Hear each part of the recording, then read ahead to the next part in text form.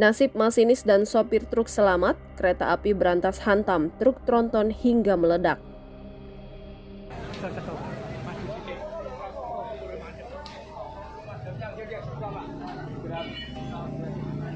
Tak ada korban jiwa dalam kecelakaan dahsyat disertai ledakan saat kereta api menabrak truk di Madukoro, Semarang.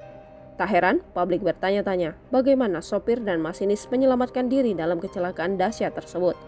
Beredar kabar masinis dan asistennya terjun ke sungai di banjir Kanal Barat.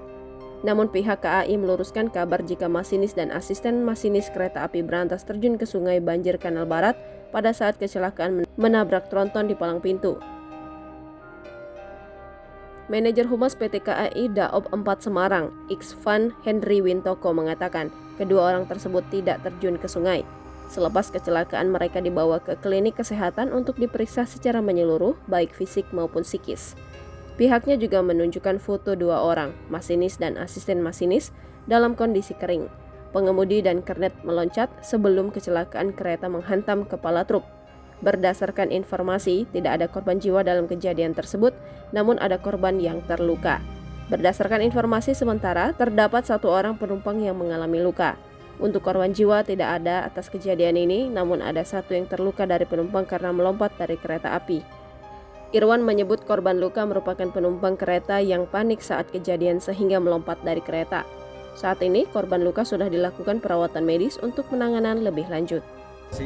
Untuk kereta api keretanya yang masih posisi berada di atas rel, yang posisi di tengah-tengah jembatan ini, menggunakan mobil penarik, mobil derek.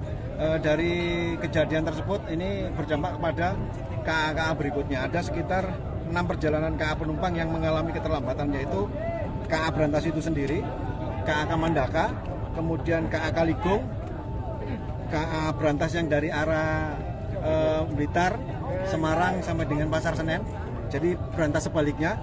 Kemudian kereta api Gumarang yang dari Pasar Turi ke tujuan Gambir, kemudian kereta api Kertajaya dari Pasar Turi ke Pasar Senen. Pak, ini tadi ada berapa penumpang, terus ada berapa gerbong? Kalau rangkaiannya itu jumlahnya 4 K1 eksekutif dan 6 kereta api ekonomi.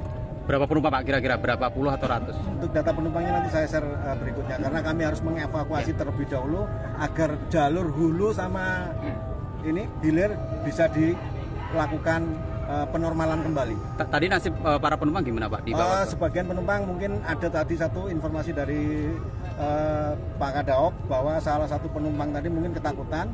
Sebenarnya semuanya masih dalam kondisi normal. Satu orang lompat sehingga ada dilakukan saat ini perawatan ke rumah sakit. Lukanya apa Pak ini? Mungkin dalam penelusuran oleh pihak kedokteran. Jangan lupa subscribe, share, komen, dan like ya.